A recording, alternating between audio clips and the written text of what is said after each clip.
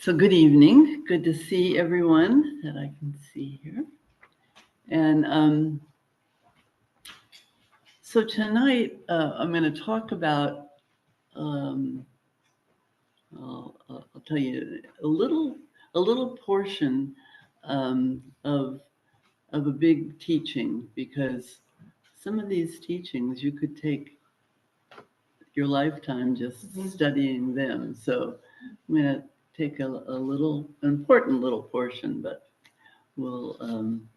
So two of the most important, probably, well, I don't know if they're the most important, but the most comprehensive suttas or talks that the Buddha gave. One was his very first talk, which is the Four Noble Truths, which we'll touch on here tonight. But and the other one is dependent origination, and that's the one I'm going to take a little portion of to kind of do a little deep dive into it. So most of you probably have some awareness of the Four Noble Truths, but essentially the first noble truth is we all suffer, or we all experience unsatisfactoriness. It's a little, suffering is like, a lot of people say, well, I don't know if I really suffer, but we all have this kind of sense that goes on much of the time, that things aren't quite right, or there's something missing. And so that's something we all experience in our lives. And then there's the one I'm going to talk about is out of the second noble truth, but the third noble truth and the fourth noble truth tell us really that through wise understanding, and really deep understanding, and through effort, essentially through those things, we have we can end that unsatisfactoriness. So the second noble truth is, what is the cause of this unsatisfactoriness? How come we all feel this?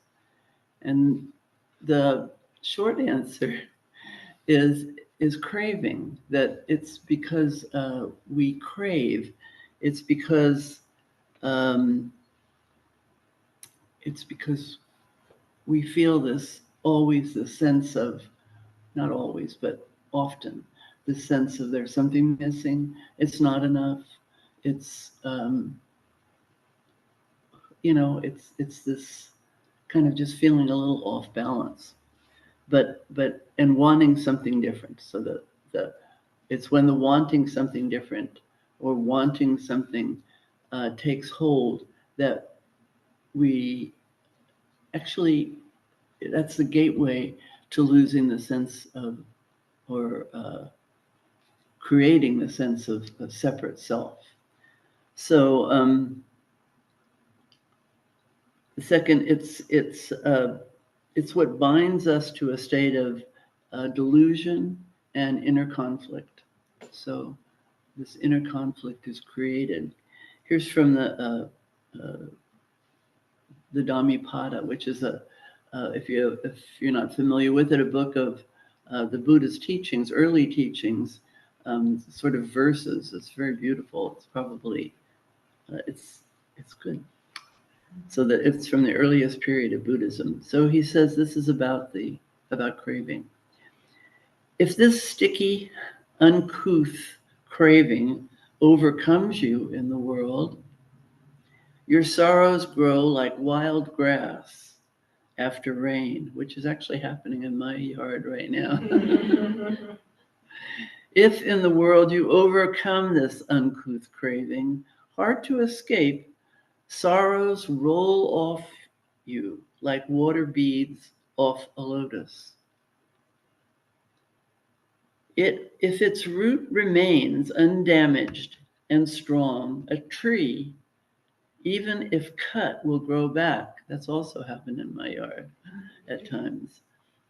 So too, if latent craving is not rooted out, the suffering returns again and again.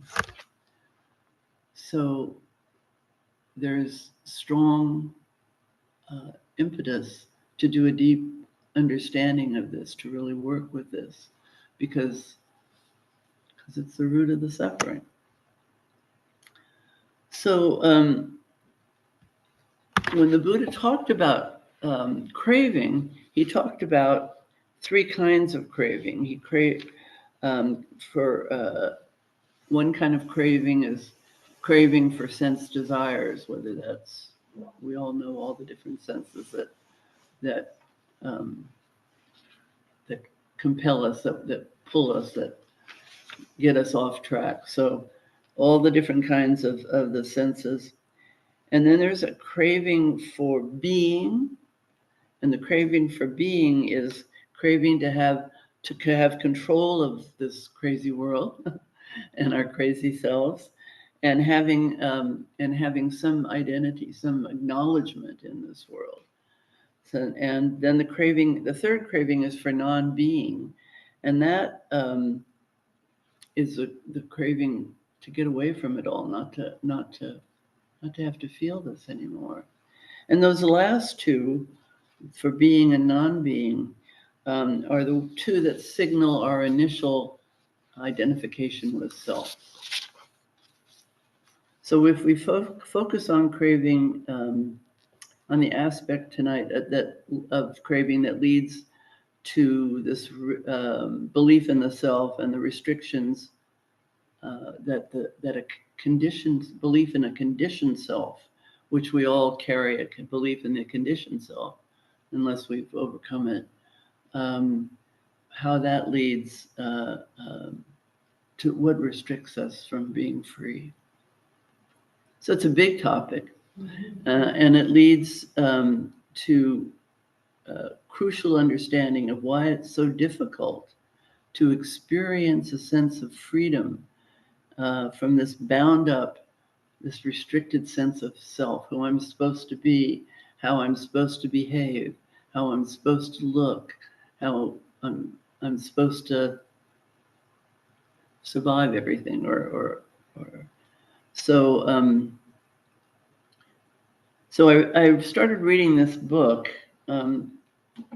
recently with a group, actually, and I've never heard of this author before. Her name is Kathleen Dowling Singh, and the name of the book is Unbinding, and it's a book about it's a book about the sense, understanding the origin of the sense of self, and the way beyond that restrictions of the sense of self. We're not going to forget about the self. We don't have to worry about that. That is one of the things that gets in the way. It's like, well, who am I if I'm not this person that I think I am? But it's a way to look at what is it that's actually binding us, and even in that looking, allowing for some release and letting go in the process.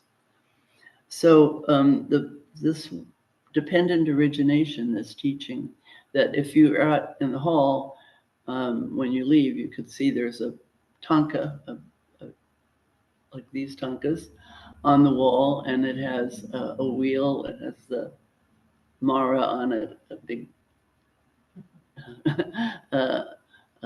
consuming presence. But this wheel that's being held is the outer ring of it is the wheel of dependent origination.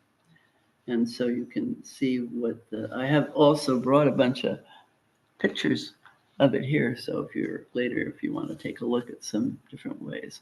But we're not going to do we're just going to talk about this dependent origination, and really only the first part of it, because the second part is easy to see what happens. And so we'll start with the beginning. So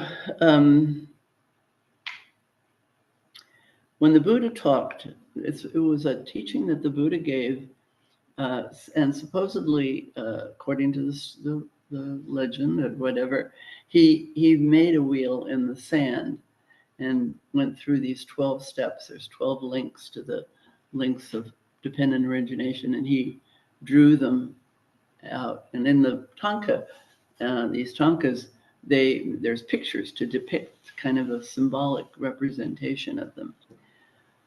But he said of dependent origination, such is the origination of the entire mass of suffering. So, and when I first heard of this teaching, and for a long time, it's kind of I kind of washed over just skipped over the first part, because it's often kind of taught that way, that the first 6 steps happen simultaneously, almost simultaneously. So if they all happen at once, it's hard to pull them apart. But it's important, really, I think, very significant to see what these pieces are. So we'll go through some of this.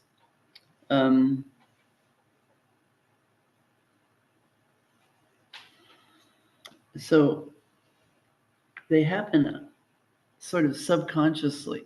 We're not aware of this part usually. And but they are the foundation, the ground of the sense of self. So the first of these links is named ignorance.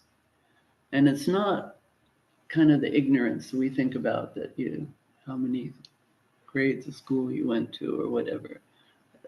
It's got to do with the absence of knowledge and vision of things as they are. It's like, if you don't, and it's embedded in us. We don't start our lives or knowing what's going on. So the ignorance is a natural beginning focus, and but it allows for conditioning, which brings about these mistaken beliefs and assumptions. One way, the word in Sanskrit is advidya, advidya, and it means not paying attention. So we go through life not paying attention to what's really happening. And so this woman, Kathleen Dowling Singh, she describes it. She says, ignorance is the condition that allows mistaken beliefs and assumptions to continue fabricating behind the fog that ignorance spreads. So read that one more time. It's the condition that allows mistaken beliefs and assumptions to continue fabricating behind the fog that ignorance spreads. And what popped to my mind when I heard that was the line from The Wizard of Oz, pay no attention to the man behind the curtain. Mm-hmm. Because the curtain is very compelling and a very good delusional system in terms of it works. I mean, it keeps us distracted. Ignorance is not only unwilling, but it's also incapable of seeing beyond our conditioning. So when we're ignorant, we can't really know that we're ignorant. We can't really know that there's something else. So the two main things we are ignorant of are impermanence. We're ignorant that things don't last, even though we see it all around us, but we don't pay attention to the fact that everything is impermanent. And the other thing we're ignorant of is that we're not truly just our separate selves. That's just one little aspect. So the major way to work with this is just to watch in this moment. What is your mind focused on right now? What is it not wanting to look at or experience? Often what you don't want to see, and your body and your mind tells you, don't look, pay no attention to that. That's the most important thing. So your obstacles can be your teachers. Constricted attention is like living in a house with no windows or doors. So you're just living in this dark, enclosed, like a jail. Or like coming out to your car on a frosty morning and just clearing enough of the frost away to see right in front of you, but you can't see the rest of the road. You can't see the whole picture. You're just stuck in this narrow view. So it's not about changing or judging even what's going on. It's just about noticing it. Noticing also as you pay attention, as your attention grows, what are the little gaps between what your mind is chattering away about, what's churning in your mind, and those gaps, in those moments where somehow you just happen to notice, that it's a beautiful day, or that that something else is going on besides the story in your head. Those are the moments that you want to pay special attention to. Your mind is relentlessly churning otherwise. So then the second one is karmic formations. And karmic formations is also called concoctions.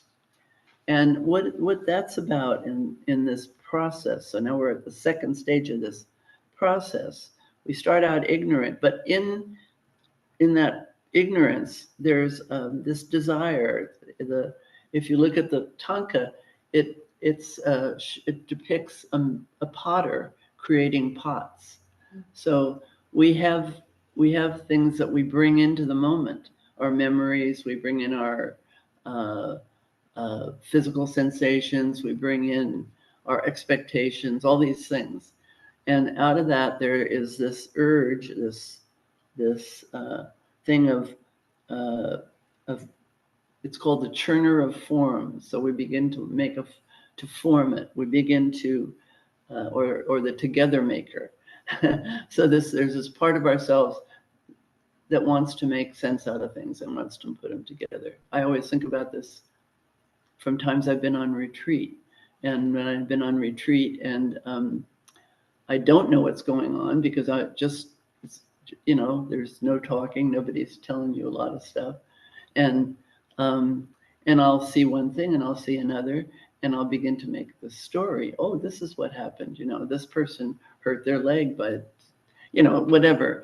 But that's this karmic formations, wanting to put together a story. And we're compelled by our instincts, our basic nature, to make something solid out of bodily and mental and emotional memories created by past experience, coupled with our present experience and together with ignorance. And Kathleen Dowling Singh, she uses this metaphor, which I think is great, of the weather and how it is determined by pre-existing conditions, such as mountain ranges or bodies of water that impact the incoming winds. So the wind itself comes in. The wind is what's ever happening. But when it hits the mountain, its whole thing its course is changed.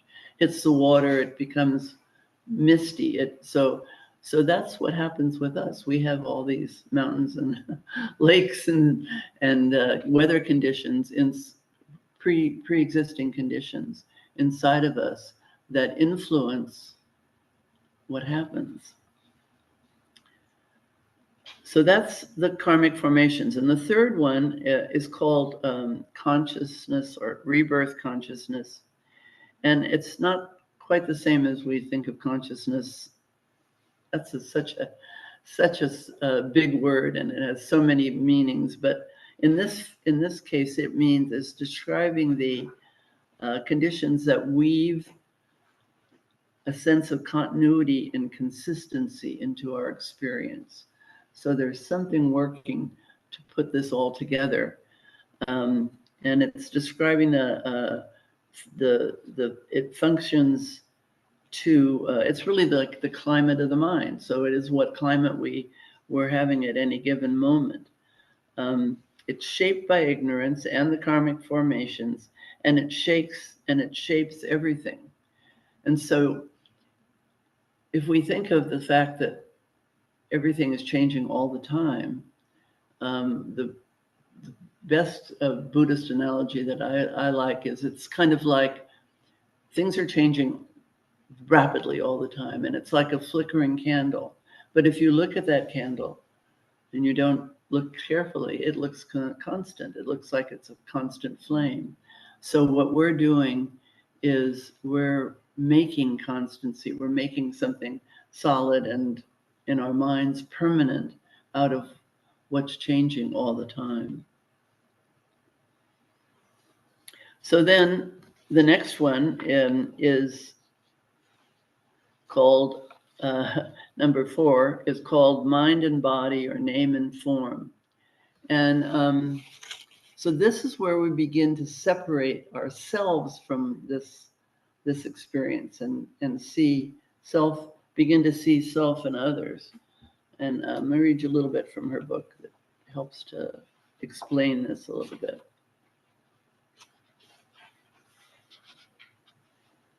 It's a powerful conditioning force establishing in our ordinary conventional minds both subject and object.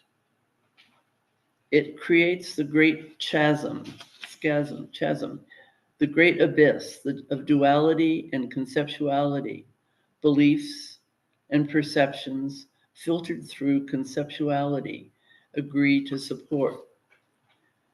Name and form in cooperation with other conditions dependent arising leads to the mistaken, suffering, prone view of dualism, of separation. It obscures the truth of non-dual interbeing. So this is where we, so as we look at the conditioned self, we have to do this. We have to see this as a cup, and that's just a concept. Somebody else in another culture would call it a different name, and might also have a totally different function for it, or might see it totally differently. So it becomes a category and loses some of its individuality. Ronald Reagan, I believe, said, if you see one redwood tree, you've seen them all. And there is a poem here. Let's see, a little piece here. This is by a Korean mystical poet, and he described, taking a walk, I saw a wildflower. Not knowing its name, I saw its beauty only. And that's always been like a bit of a conundrum for me, learning the names of all the birds or the wildflowers and all those things. I see the pleasure in that, but I also see that they become just a daffodil or a robin, and it tends to take away the color and the texture in this particular bird's movement at that moment. So that is name and form, and you can see how that begins to make this object. And then the 5th one then is our 6 senses, the organs that receive the information and process it. And they're influenced by the earlier links that we talk about. So we don't actually have pure seeing, pure hearing, pure tasting. We have already got all kinds of things associated with those things, and pure touching. So we have ideas about them, and that keeps them separate as well. They're not pure. We have memories and labels that cut off this pure experience. But meditation and calm abiding can be very helpful in expanding the experience we receive from the six senses. So, just practicing looking out and seeing color and shape and change, listening to things that don't have names, that are just pieces of sound, or and noticing our response to them without the words or the ideas that we have about them. So that's the fifth one, and then the sixth one is contact. And the Buddha said, with contact, the world arises. This is the conditioned world arises. Contact depends upon a functioning sense organ, a functioning consciousness, and an object of apprehension. So you have to have something that you focus on. You have to have something that can hear and see, and so part of that tells us that we all experience things differently, because our sense organs function differently, and our past experiences influence it. So, and one of the things that contact doesn't multitask. So there's all kinds of stuff happening right this moment, right? I mean, this room is good for that, because look at this. There's all these beautiful things and objects and colors and that we could focus on at this moment. And so there's any of the 10,000 things that we can focus on, but we choose only a few based on our habits and bodily and mental climates in the moment. So that's a really important thing to understand, that depending if we're tired, we'll see the whole experience right this moment one way. If we're curious, we'll see it a different way. If we're, and go on. If there's something that we don't like, we'll see it a different way. So that's what this is the first six. So these are the ones that bring us into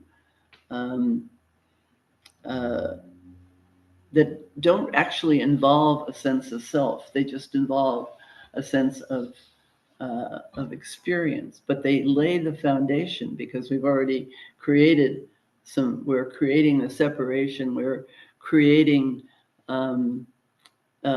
ideas about different things. And so they don't involve the sense that this is me, but they create the world that was going to see that right away. So sometimes these are called the ground environment on which the sense of separation and the suffering self is built. And just quickly here, I'll go through the rest of them, so you'll see how this is easy to understand the last six. The seventh one is Vedana, or feelings. And this is not emotional feelings. This is whether you react to something as pleasant, unpleasant, or neutral. So, so again, depending on all this other stuff, you have a sip of tea, and it's going to have probably a pleasant or unpleasant, or maybe not even paying any attention, strong reaction to it. So that's Vedana, and it's a fascinating thing to use that as a way to kind of go through the day, or just to take a walk, or to have a conversation, and pay attention to when that feeling of pleasant or unpleasant arises, particularly because those are the ones you can work with most strongly. And when they arise, this is a really important choice point, because remember what the cause of suffering is? What is it? Craving. So if something is pleasant, it's going to be pretty quick to jump into craving if we let it. So this is a point at which we can say, oh, this is good. I enjoy this, and let it go. But because of these other conditions too, we begin to, we tend to want one more cookie, or one more drink, or one more new car, or whatever it is. The craving starts to percolate up. This is its opening. And so then, but because right at first when you notice it, they're not that strong. I mean, you're not, unless it's like I had a fantastic cookie yesterday. And it was unexpected and fantastic cookie, and it was like, oh, I got to have another one of these. That was hard, but I only had two. So craving or desire arises from that. And then once you're into craving, that conditioning is much stronger. So it's pretty hard to go from that to not clinging to something, to grasping it. And once you do that, you're developing a new kind of karmic, or strengthening a karmic tie to something. So every time you see, if I saw that little cookie again, if I would probably know, oh God, I love that cookie. And so the cookie becomes something that I'm identified with. And so these then develop into habit patterns. It's who we are, I'm a person who can't resist this, I don't even know what it was called, cookie. But there's bigger things that we can't resist, So,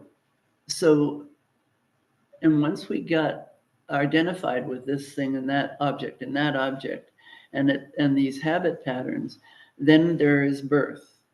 And that's the 11th of these 12. And birth, once it is initiated into a lifespan, and every conditioned thing, once it's born, what happens to it? What's bound? It dies.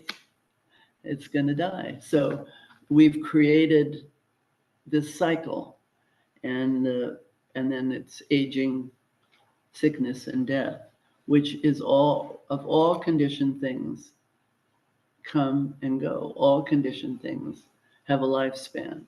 Could be a second, millisecond. It could be thousands, millions of years, but everything has a lifespan. So we understand that we come into this life with some predetermined conditioning, and we build upon it.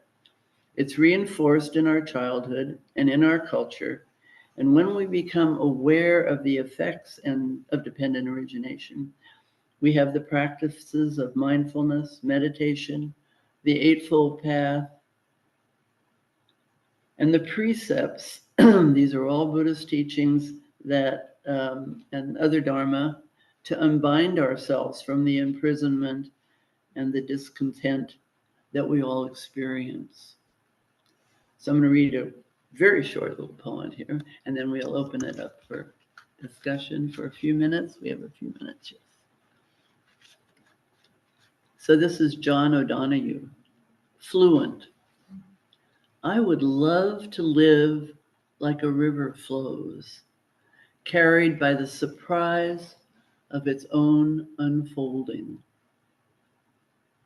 I would love to live like a river flows, carried by the surprise of its own unfolding. And I think that would be the gift of being freed from our being bound up in our separate self, just conditioned. So I'm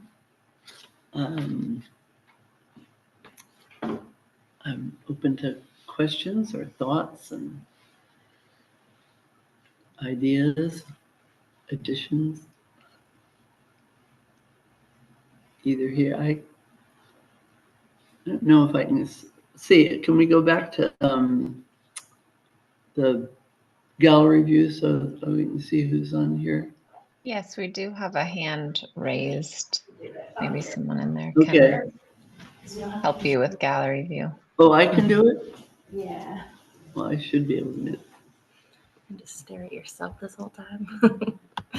I should know that. I Okay, mean, hold do on. this all the time. Yeah, but it's different. Oh, we do have a question on Zoom. It looks like Nicholas, if you want to go ahead and unmute yourself and try and talk loudly because we don't have a speaker in the room. And then Thank maybe you, Robin. Hello, Maeve. Hi.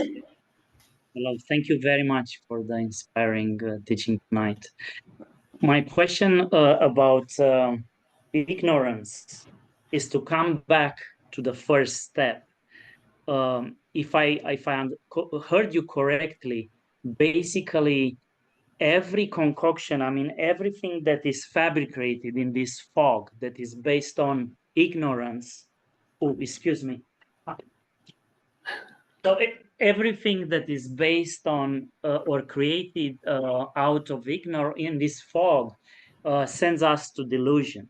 And we live in a culture that is very good at organizing. So basically, this ignorance, in my experience, starts with, for me, with the illusion that I know. You know, like kids in the kindergarten, like I know. So basically, I know the path. I know how to wake up. Okay, I heard about awakening. Now I'm gonna wake up. And what it seems to me also is that while every school has their own emphasis, their own strengths, or pointers to one thing or another, it seems to me the practice is more or less like a stairway that brings us halfway, towards something, but then it stops.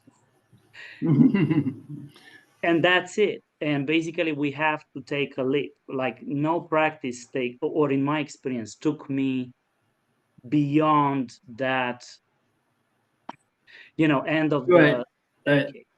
So my question to you is going back, cutting into this illusion of I know, all the paths, all the prescribed steps, all the routines, all the practices. Yes.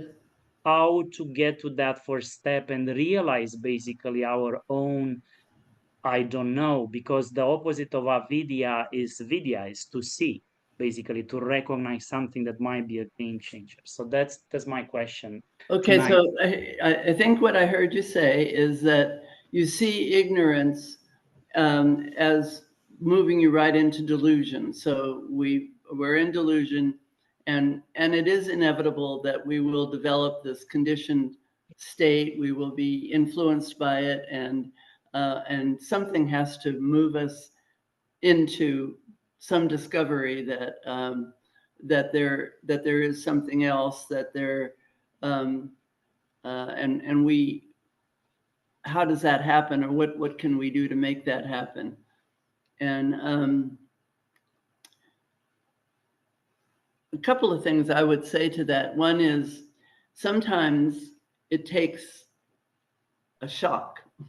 That's called sudden awakening or whatever. But the practices we do are much more gradual. So in mindfulness and in paying attention, that's why I said I guess I don't know if you got to hear the meditation itself, but in the meditation itself, I mentioned just paying attention to the little spaces between the thoughts, looking for the places where for whatever reason something has quieted the mind for a moment, something has given a little space, and that gives the opportunity to have the experience, because this is an experience. We don't move from ignorance to knowledge just by reading, just by knowing, but we move it by experience. So we want to, that's what retreat is about. That's what meditation is about. That's what some people walking in the woods is about. It's optimizing the opportunities to see a break in this conditioning, and then to pay attention to it. Thank you. Thank you, Maeve. Who else has a question? Anybody? Doug? I caught that the number 7 was like feeling tone, good, bad, or neutral. Yes. And 11 was birth, but somehow between 7 and 11, I didn't catch the individual 8, 9, 10s. Yeah, I didn't emphasize those today. I mean, those are, but they are they're kind of inevitable, because you can see what happens if you stop at pleasant or unpleasant. And we do it all the time, right? But the minute we begin to notice this desire, begin to arise, and this is one of the practices that's most important. When we begin to notice that, and before it takes on steam, we stop, then we don't have to go the rest of the way. But once the desire takes hold, it's almost natural that we want, it's pretty hard. It gets harder and harder not to grasp. And once we grasp something, it's inevitable, at least according to this teaching, that we become identified with it, that it seeps into our habit pattern. Even if we never touch another cookie, the wanting, the identification with it can have a strong impact on everything we do. And so we've given birth to a karmic influence in our lives, and a delusion that somehow this will make us happy, or the lack of this, I will be fine, and as long as the election comes out the way I want it to come out, or whatever, So does that help a little bit? Was that 8? Oh, no, that was birth is 11, and birth precedes death. So yeah, but that's once you've So that 8, 9, 10 is developing karmic identifications. Yeah. Based on our number 7, our feelings. Right, and strengthening it to desire. The point where it becomes a permanent habit pattern, say, or entity in our lives. So does that kind of result in the way we experience our reality? That, I don't see flickers in reality. It seems like a continuous flow. Right. So the thing about this is, it's really important to remember, so that the conditioned self is not going to go away. It's not, but if it's the understanding of how the conditioning works, the understanding of where we can intercede not to further enrich or further habituate the conditioning, and the practices that we do for that help us to see more of the flickering, that help us to see the space we're in, and not just the objects that help us to experience. It also seems like part of the teachings are saying that the conditioned self doesn't really exist.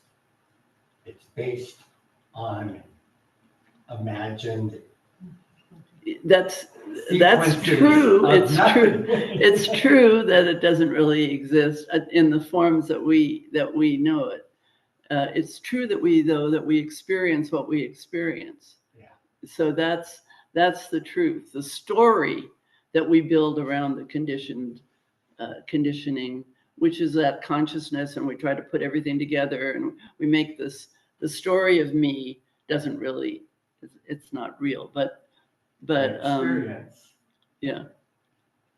happens. Okay, what time is it here? We have a couple of minutes before announcements. If anyone else has some question. I can't really, if you are on remote here, you can just open up your microphone and say, because I can't quite tell who's. And Angela, she's in the back, so she can call on people if there's Okay. anyone there. I don't see anything. Yeah, no one has their hand up. Okay. I've got a very different question. Okay, we got another person here. Has Zoom and computer changed or affected your teaching? Oh, that's a really good question. I'm not sure. I think so much has happened, in the last 4 years, Since 5 COVID. years, but COVID, yeah, which started the Zoom teaching, and other things, and I think my teaching, like everything else, does change, and it has changed. But what is it the Zoom? I don't know.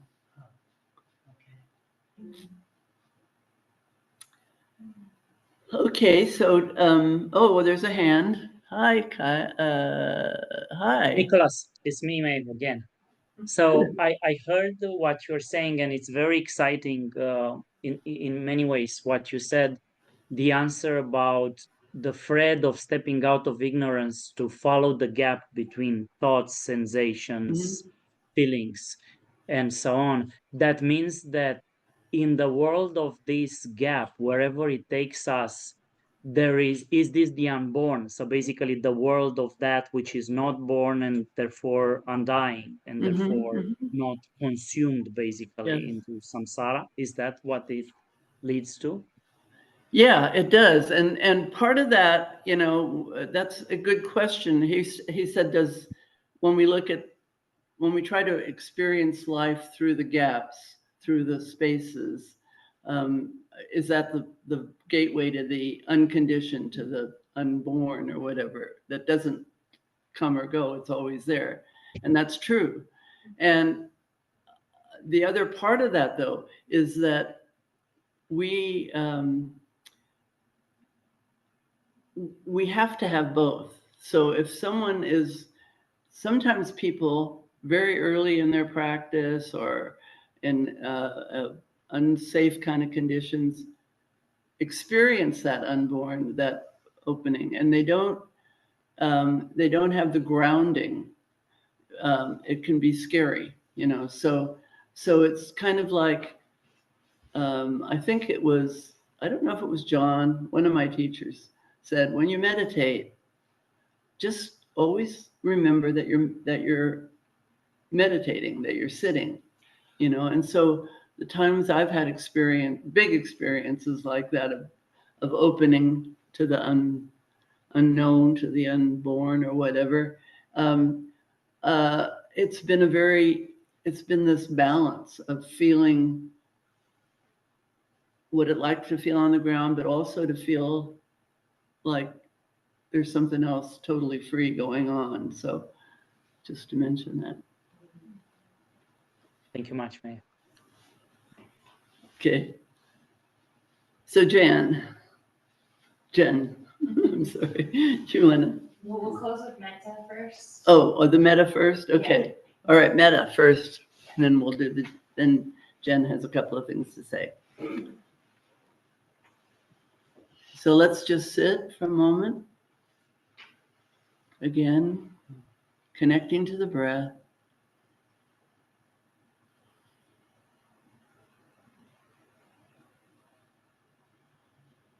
Connecting to this heart center.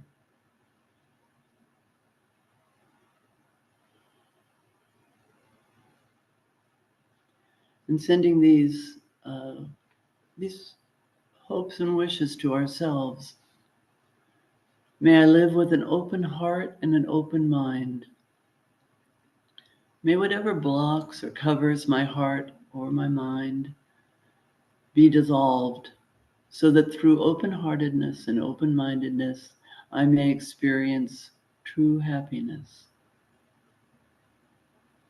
May I have a strong and healthy body. May I feel strong and healthy. May I have ease in the things I need and calm in my life. May I be safe and protected from inner and outer harm. And may I awaken and be freed from suffering. And as I wish these things for myself, let us wish these things for each other, for all of us in this gathering tonight, for all of us in our communities, our neighbors, our friends, our families, our pets, the creatures we share the earth and the air and the water with, for all the beings in all the parts and the cultures and all the parts of this continent and around the world, sending special metta for well-being to those who are living in places of jeopardy and fear and discord. May people all find their ways to be compassionate and caring, to help each other. May all beings have peace and ease and awakening. And then we send these same wishes out into the universe and beyond, to all beings everywhere. May all beings everywhere, born and unborn, those that are all beings, may all beings everywhere be happy, be at peace, and be free. And if there's any benefit we've gained through our practice here this evening, may we dedicate that benefit to the awakening and well-being of all beings everywhere.